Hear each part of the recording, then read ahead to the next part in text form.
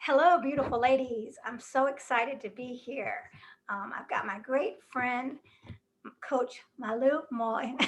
I'm trying to speak Finnish, which I need a little practice, but that's okay. She's here to talk with me about stepping into your power and releasing old relationship beliefs. Um, Ladies, thank you for joining. Let me know where you're calling in from, and let us know if you have any questions because we're here to serve you. So let's get started. Malu, would you tell us a little bit about yourself? Yeah, so my name is Mallu and I'm really from Finland and I'm a coach. I help overwhelmed professionals to reach balance and inner harmony in their lives. And as a result, they will reach high performance in their professional life, but they will also get more time to be present at their personal life. So that's what I'm doing. I'm also a meditation and mindfulness teacher, among other things. And this is the second time I'm here. So thank you for having me for the second time here. Well, I'm excited to have you here because we always have great conversations. Um, Absolutely. yeah, and today I want to really kind of dive deep into this this fear that's blocking us all. These old relationship beliefs, and they're based, in that fear mindset. So I would really want to get some clarity on what they are and how to move past them. What would you say about, like, what do you think is behind this deep fear that's holding us back in relationships and attracting the love that we want? Yeah. So I guess we could start by defining actually what fear is. So fear is an emotion. So it's an emotion, and we can always choose whether we are feeling that emotion. And fear itself is always induced by perceived danger or threat. So it causes physiological changes, and ultimately it can actually change your behavior. So if you are really afraid of something, you change your behavior on that, whatever the thing is. And if we think about love, uh, we have huge amount of different kinds of fear there, and it can so change the way we are behaving and really seeing ourselves. And when we experience fear, there's always either a stimulus, anticipation, or expectation. And I would say that when it comes to fear around love, and especially around dating and perhaps getting a relationship, there's always that expectation part, because we can have really different kind of expectations that usually come from Hollywood movies or the magazines that we read, and it seems like it's this sugar coated perfect thing that should be, and we expect that, and usually it's not. Yeah, that's what I expected. That there was going to be a perfect guy, and and to be looking out for him always. But he was there, and then no one ever would be. I never could find the perfect guy, and that's what I believed because that's what I watch Disney movies all the time, and everyone then with the happily ever after ending. And so I thought that that's really what a relationship should be. There would be one perfect person, and that's really held me back from. I mean, that closed me off from having eyes open to something new. Yeah, And I think that happens a lot, wanting the perfect person. yeah. So you had the expectation there, and you try to act based on that, and it also at the same time shut you down in a way that you didn't see other opportunities there. Guys, opportunities, that's really nasty though. What do you mean? Guys are no, just saying that guys are opportunities. Oh, We are not like opportunity. not looking for a job here, but No, for love. I thought that's what you meant. Opportunities for yeah, love. yeah, opportunities for love. You said it better. For romance because, yeah. And so I would feel bad all the time because I thought, well, that's not Mr. Right, and then I would be depressed and try to find the next perfect guy. And Yeah, and now I finally realize there are no perfect persons. I mean, and just like I'm not a perfect person. I mean, in a way, the person you end up with and you have the fulfilling relationship, I mean, that will be the perfect person, but not in that sense of they're going to be everything that you wanted. exactly. And there can be a perfect person for that moment, but it's not necessarily like the end of your life or the lifetime. So absolutely. And I think it's a big myth that there is this perfect person for everybody. And so that actually changes a lot of our views on, our possibilities.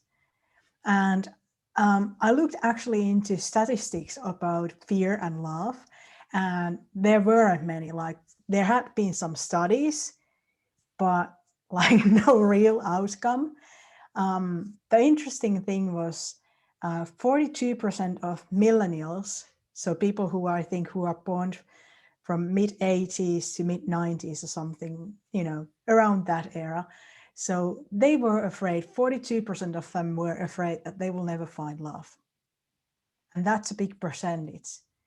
But at the same time, there was some statistics that about 20% of relationships that lasted over 4 months had begun from online dating.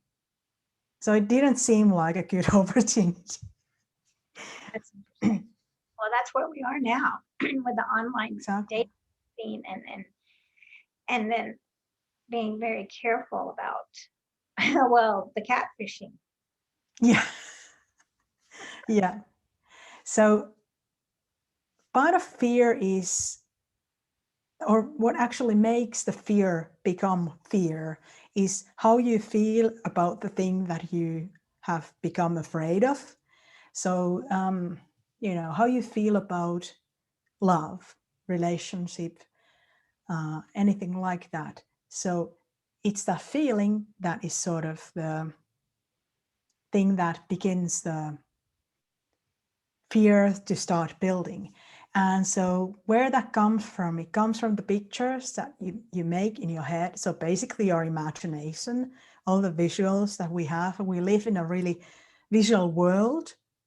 So like social media being basically available for us 24/7 and internet in general. So we have all these stimulants are there. So that also affects quite a lot on how we are imagining things and seeing things.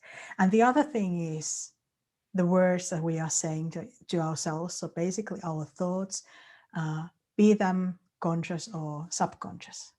So when you were thinking that there's this, there is this one perfect person for perfect guy for you, did you have an image in your head about how this guy looks like and what he is doing and that sort of things? Yeah, I always had an image of what he would be like. Right now, I have no idea. I really don't think about what it was. I mean, but he was always tall, I guess, always tall and kind of not skinny. I really wanted a guy that had a little bit of strength and muscle, and of course, very laughing. Of course, very handsome. And he would be very rich. I wouldn't have to, right? And he would save everything, right? And so that's really funny. I mean, that was what it was. I don't think about that till now, but of course. And then, James, who I'm with now, I never pictured a musician, right? Which is great. I mean, because I'm very drawn into that creative element. But yeah, he doesn't fit my little perfect idea that I thought that I should be with. But I mean, thank God I was opening up to new possibilities here and not having that, Exactly. or I never would have gone out with him. So Yeah. Yeah. yeah, because I was caught out for so long. I was caught in the loop of there's no one for me. I'll never meet the right guy. I mean, I give up. Look how old I am. So this was a loop that was going on and on and on in my mind, and that I didn't realize was sabotaging my chance for relationships because that was my foundation is that loop. That's Yeah. what it's built on. And Basically, the ideal that you had in your mind was sabotaging your life. right. So then I think it's so important to be in the right mindset. Yeah. Yeah, absolutely. And we should really consider what kind of really not external, but more like internal things we value. So basically, what values we value, because it's obvious if you are, let's say, you are really nature going person, you like to spend most of your time in the nature, and then how would you end up dating somebody who hates trees, for example? So I mean, there's no future. So it's not really worth of time spent there, but we can easily end up in those kind of relationships when we don't have really our own idea of our values and we haven't spent time on that, or we don't even know what kind of things we value. Well, that's very true. I mean, a lot of time we're waiting for that person to bring all that into our life, to bring in their hobbies and their, excitement to provide for us. And I mean, like for me, I'm like, well, once I get this perfect partner, then my whole life's going to open up, which is a big pressure to put on the part. Exactly. Now you've got Exactly. me because I never established it for myself. I didn't really have any beliefs, so I take on your beliefs. Yeah, yeah. And that ends up in a bad situation because at some point you realize that this didn't make me happy. These are not my things that I want to have in life. And so that's quite horrible, really, to realize. But also, if we know ourselves deep enough to know what we value, and we seek for a relationship based on that, so it's easier to be in that sort of relationship because there is this common ground, like shared values and shared needs. And then we can also recognize that there isn't one person who is going to be able even to fill all of our needs. So we need other people. And because, like, the best example I can come up with this is women always want the guy to come and shop with them. Oh, And so right. might be fun, but it might be more fun to have your girlfriends with you when you are doing the shopping. So then you can, do different kind of things and actually have also your own life, which can also be added bonus to the relationship itself. Well, that's very true. I mean, that's because I mean, what you said is so crucial that they don't have to be everything because I think, Exactly. we want them to be our soul. In order to have a soulmate, they love everything we do, but there's no one like that. And it's impossible. And that's what's so great about having someone different, because you can learn different, the differences and really Exactly. expand your knowledge. So yeah, so that was one issue that I had, and then the issue that I had for a long time was just that I was unaware of was that I was afraid of not being good enough for anyone. And then when I got into a relationship, how was I going to act? Like there would be times I would get and go on dates with really, and be in a little bit of a relationship with someone who I thought was, oh my gosh, this person's it, and now I don't know how to act for it. How am I going to, how do I act when I'm in a good relationship? Because I'm not good enough. I don't believe in myself. I don't think that I'm going to know how to handle a good relationship. And that was, but that was definitely coming from the fear of I'm not good enough. Um, Yes. Yes. And also possibly from I'm not lovable enough, right, worth of the love. And right, that not should worthy. be a red, yeah, I'm not worthy. And that should be a red flag if you are in that situation where you wonder that how am I supposed to act now, Because if you cannot be yourself as you are, that's always alarming, because you have this, it's like a theater, so you are playing some other role, and it's going to be difficult at Well, some that's point. so true. Because if you're with the in a healthy relationship, you're going to be yourself, and your partner's going to cherish that you are being yourself. I mean, it's Exactly. exhausting to pretend to be someone else the whole time, or just to even think about how do I need to act. So that's really important. I think when we go into the dating, I mean, just to be yourself, because if they don't like you, then that's fine. I mean, if it doesn't fit, it's not gonna fit. I mean, and then that's another thing Exactly. that getting held up on.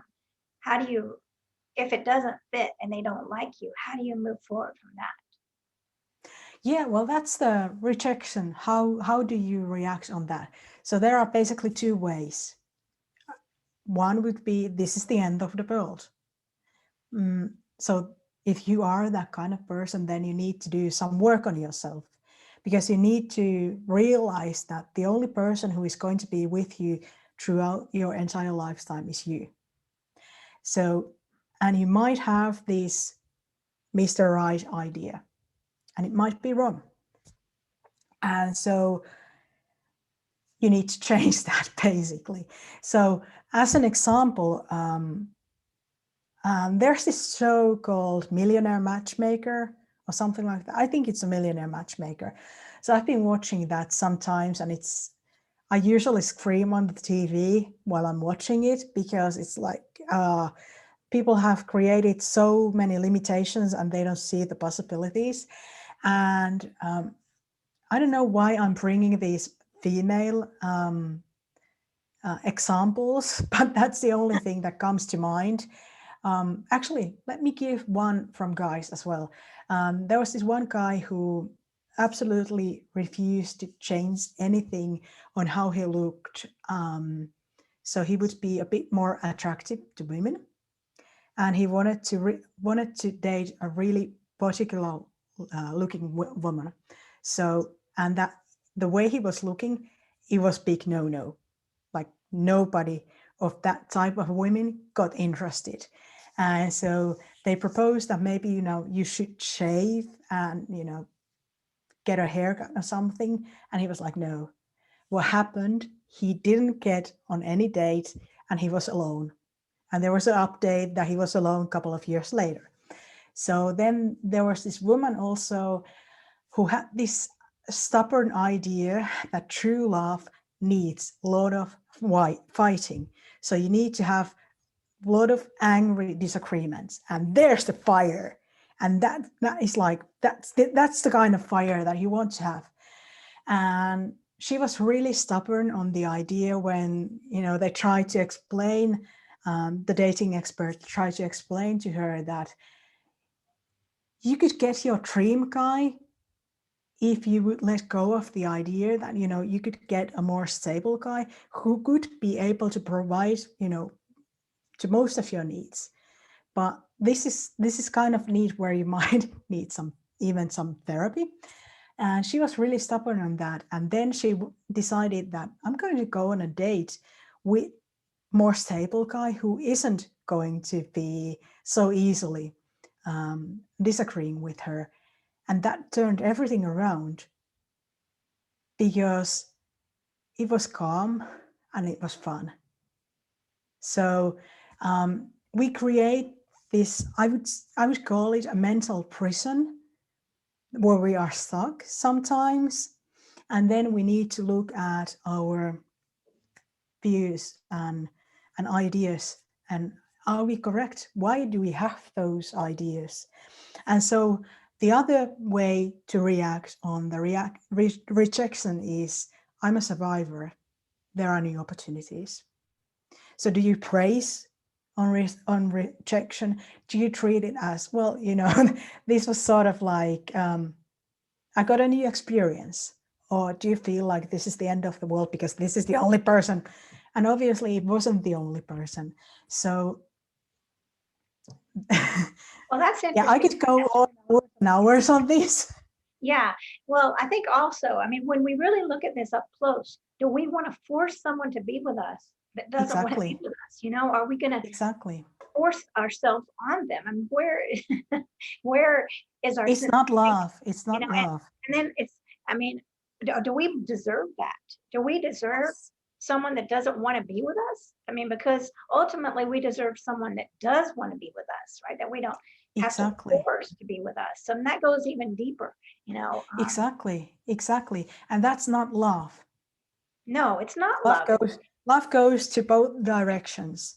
So, Right. and in a case where you have been with somebody and you break up, and you might think that, well, whatever he said that he loved in me, it's gone. But it's not. Everything the person said they loved on you is still there because you are there.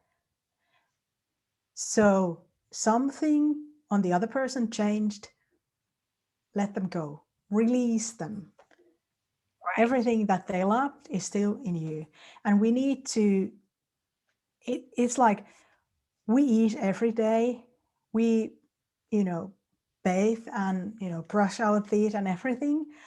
We should also remind ourselves how awesome and great and beautiful and smart we are on daily basis, and really build the ways to that we have, so to basically to grow self-love.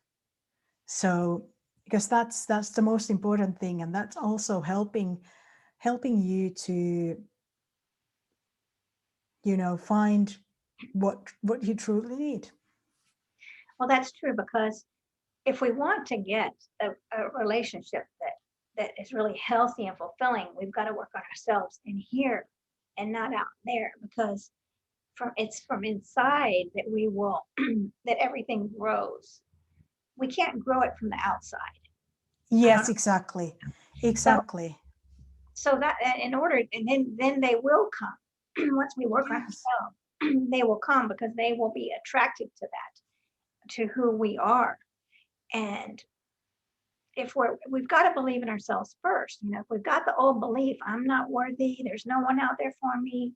I mean, like I said before, that foundation will not attract a Exactly. healthy relationship. So Exactly. And when you build on your self-esteem and your self-love, it radiates from you. It really shows from you. And that's the thing. Self-confidence, that's sexy.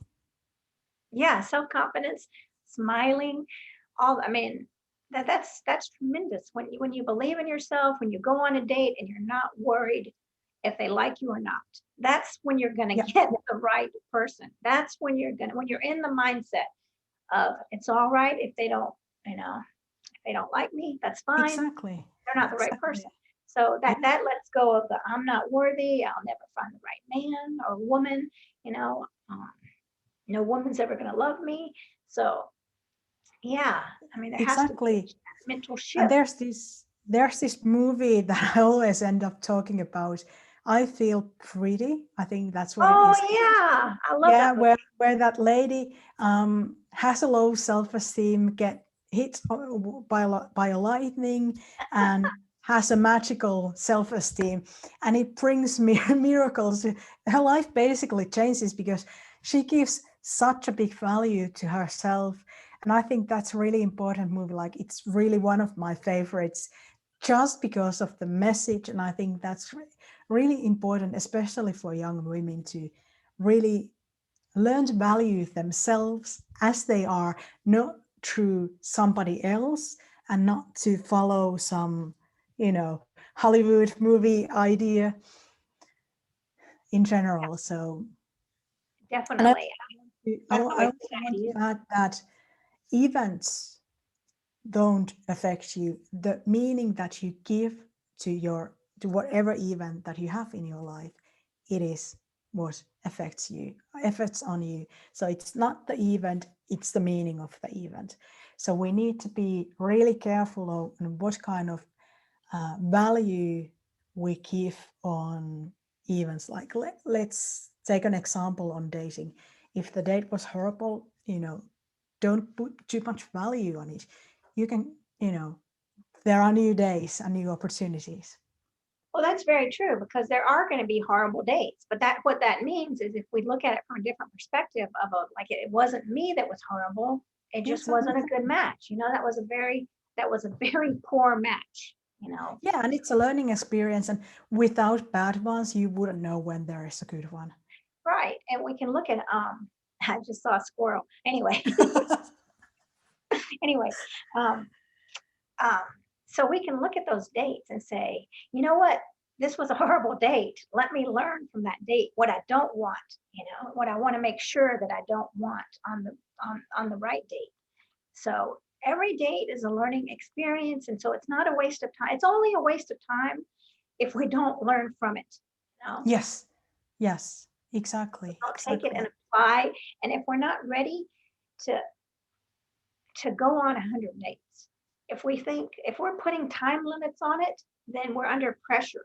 And then nothing's going to be organic that way. It has to be an organic process from, again, not external, not what they look like, what they're wearing, you know, are they wearing, I mean, are they driving a Porsche? But what's inside their soul, right? What Yeah, do they exactly, believe in themselves, right? We not only what do we believe in ourselves, but what do they believe in themselves? I mean, those deep exactly. conversations before we jump into anything else. Yeah, yeah, exactly. And do we have time so I can briefly talk about Yes, Marilyn Monroe? yes. Excellent. And then we'll, So, about feeling lovable enough, Marilyn Monroe is a great example. Obviously, beautiful, well-known woman, probably at the time and probably still now, the dream woman for many men. And so what happened with her was that she didn't believe that she was lovable enough. And the story is that every time she got married, on the very same day when she got married, she started to plan on her divorce because she wanted to be the first one to leave the relationship. She didn't believe that she was lovable enough to be in a lasting relationship. And that's a horrible, horrible thing to think, because usually we think that if there's a beautiful woman, you know, she has really good self-esteem and you know, finds love easily. And so, but it also shows that every one of us can have the basically the wrong idea that we are not lovable. And so it goes to men as well. So well, yeah, you're right. And it's, yeah, I mean, that makes me feel very afraid. If Marilyn Monroe can't, you know, she can't keep a man or keep a relationship being so beautiful. I mean, that's instinctual for me to think, oh my gosh, I never will either. And I think about Hugh Grant and his girlfriend. Was it Elizabeth Hurley? mm-hmm. Yeah, Yeah. and she's that beautiful model. And then he cheated on her, you know, with a prostitute or something. And so that really shook me up when I saw that. I thought, well, there's no hope for me. If Elizabeth Hurley cannot keep a man, I But there mean, you see, it's not about the looks. it's not about what? It's not about the looks. Right. It's You're not right. And about it's the not looks. about the external again. It's like Yeah. it's about the relationship. What kind of relationship do they have? I mean, that's a soul connection. We're not talking about, you know, he's good looking, she's good looking, they've got Porsches, they've got a great house. We're talking about, was the relationship fed? Did she believe in herself? Did he believe in himself? These are things that can't be, that are not looked at and that I can't Exactly. see. You know, that's not what the paparazzi's looking for. Yeah. Yeah. That's true. That's true. So yeah, I mean, it all And boils down. Go that's ahead. also, since we have this Hollywood couple, power couple idea, it's quite rare in Hollywood that the couples actually last in a relationship for a long time. So because it seems like a few years is a big record now. So it's crazy. So we really basically shouldn't admire that type of relationship unless it is what we want. That's very true. But you I think, are if you want that, you are probably watching the wrong thing here. So well, yeah, I think, well, again, that's I mean, there are different levels in relationships. We've got something shallow, I mean, sure, if you're really wanting just the the big house and the car and you don't care about depth or really a big connection with your partner, if that's what fulfills you, I mean, on a certain level, and if that's what you want in your life, then I mean, you can get that. Probably you can get Sure. that easier than the deep connection. Oh, yes, absolutely. Absolutely. But you are probably looking for that connection from a different place than if you are looking for a deeper connection for a long term. Yeah, and then that's something to question also. Why am I only looking at this level? How can I get deeper? I mean, I'm not saying that there's anything wrong with it. I'm saying that for me, I always want to get deeper. I mean, to always say, how can I really give more growth to the relationship that I'm in? Today I was thinking, well, we've got to get deeper. So I called up James and said, all right, let's hear 5 things that we're grateful for. You're grateful for. Let's have a little prayer, or whatever you want to call it. If you're not into praying, let's give gratitude to the universe. Let's give gratitude to the trees, right? So we did that, and I thought we're going to do this every day because this is going to really be a strong thing, a strong way to set that Absolutely. foundation, right? We're going to be on a deep Yeah. level, not just jumping into autopilot. Okay, the alarm went off. Now let's get Yeah, up. you are growing together. So that's really amazing. And you should interview James here as well, because it could be interesting to see and hear how it is, I'll what he volunteer. has gone through with you. Yeah, I'll be interviewing him. He's ready for it, so we'll see. Well, oh my gosh. Well, we could talk all day long, but I think Yes, we could. I already had a few topics in my head, but maybe that's the other time. yeah, we got plenty of time. I mean, plenty of Wednesdays coming up. So Yes, thankfully. so well, let's tell everyone where they can find you. Yeah, so I will post links to the interview, but basically mallumoi.com. So it's MALLUMOI.com. And well, obviously from Facebook, LinkedIn, Instagram. And I'll be sharing at the same day when this interview comes out a meditation, since I am a meditation teacher as well. So about 10 minutes meditation on I am enough. So to help you to grow that part of yourself where you find that you are enough and lovable. And so that is something, if you want, you can listen to on daily basis just for mindfulness sake, or taking a mental break, but also as a self-growth thing. So I will be posting the link in the comments of this interview. Well, thank you. Everyone should be really reaching out to both of us because we want to Yes, help absolutely. you. We're here for you. We've been there, we've been struggling, and we've been down in the dirt, and now we're up and we're ready to help. I mean, that's what we're doing. So reach out to us, and thank you so much for joining us, and thank you for Mallu for giving us your wisdom, and we'll be holding you to coming back again. Thank So, you. Thanks for having me. And it's always such a pleasure to talk to you. all right, thank you, ladies. We'll see you later. See you. Bye.